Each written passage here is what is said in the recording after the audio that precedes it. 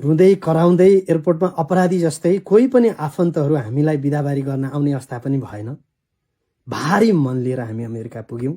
America पुग्न साथ रङ्गशालाबाट लुटेको रकमले green card किने, करोडौं पैसा यताबाट उता पठाएका हुन्, ग्यास स्टेसन खोलेका छन्, लिकर शप खोलेका छन्, विभिन्न भ्रमहरू फैलाउने काम भयो। जबकि हामीलाई निकै धेरै आत्मबलको खाँचो थियो, सहाराको खाँचो थियो, अझ हामीलाई डिप्रेसिभ बनाउने काम भयो।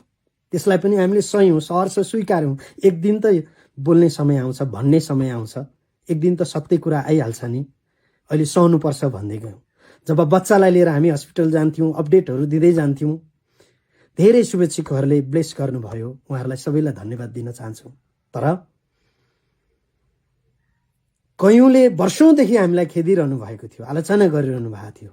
उहाँहरूले हामीलाई जेसुकै भन्दा पनि हामी सहेकै थियौं, तर बच्चालाई रिप लेख्नु भएको थियो। बाबुआमा जस्तो लुटेरा नबन है छोरी, ठगको सन्तान, अन्टा कण्ठा।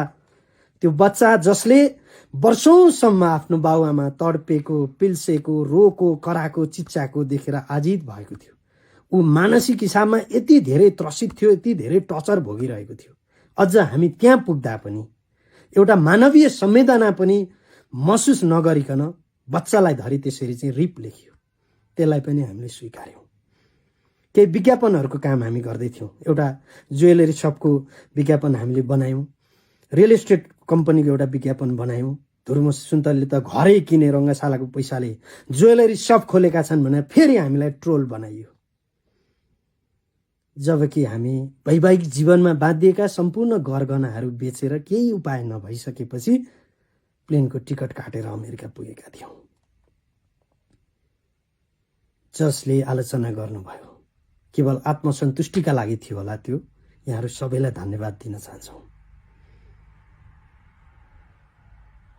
आज त म यही छु।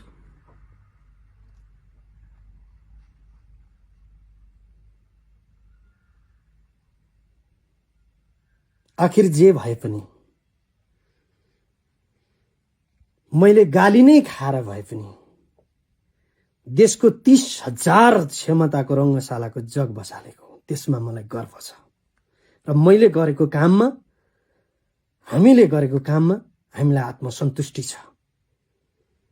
किनभने हामी आफैमा पनि प्राविधिज्ञ नहुँदै पनि आज प्राविधिकका त्यत्रा मूल्याङ्कनहरूको रिपोर्टमा पनि कहीँ पनि कैफियत नदेखिनु, त्यसमा हामी गर्व गर्छौं। जनस्तरबाट स्रोत जुटाएर 3.5 अर्बको रङ्गशाला बनाउँछौं भनेर जतिखेर ओडिआई मान्यता प्राप्त हुँदाखेरि एउटा अन्तर्राष्ट्रिय मापदण्डको रङ्गशाला नहुँदै गर्दा, खेलकुद मन्त्रालयको वार्षिक बजेट 3 अर्ब भन्दा माथि नहुँदा पनि हामीले 3.5 अर्ब भन्दा माथिको चाहिँ डिपिआर तयार पारेर रङ्गशाला बनाउँछौं भनेर फिल्डमा पुगेर खटेर सिभिल वर्क अन्तर्गतको 40% र 95% अन्तर्राष्ट्रिय खेल मैदान तयार पारेका हौं। यसमा चाहिँ हामीलाई गर्व छ र यसको सम्पूर्ण श्रेय सहृदय मनहरूलाई जान्छ। उहाँहरूले खुलेर यति धेरै विश्वास गरिदिनु भयो। यदि त्यो परियोजनामा राजनीतिकरण नभएको भए, संघीय सरकारले बोलेको कमिटमेन्ट पूरा नगरिदिएको भए, मायागेमा बोलकबल भएका 69 करोड रकमहरू सबै आइदिएका भए, 9 करोड 41 लाख मात्रै मायागबाट उठ्न सफल भयो। बोलेका सबै रकमहरू आइदिएका भए यतिखेर अन्तर्राष्ट्रिय प्रतियोगिताहरू आयोजना भइरहेका हुन्थे। नेपालले 30,000 क्षमताको रङ्गशाला आजभन्दा 2 वर्ष अगाडि नै पाउँथ्यो। हामीले त यही भूमिमा रङ्गशाला बनाइरहेका थियौं। राज्यले बनाए पनि, व्यक्तिले बनाए पनि, राज्य र जनताको सहकार्यमा, नागरिकको सहकार्यमा एउटा पुनित कार्य हुँदै थियो। तर यसको क्रेडिट धुर्मुन सुन्तलीलाई जाने भयो भनेर यसरी विचलन भएर हामीमाथि प्रहार गरियो। के घाटा थियो देशले रङ्गशाला पाउँदाखेरि?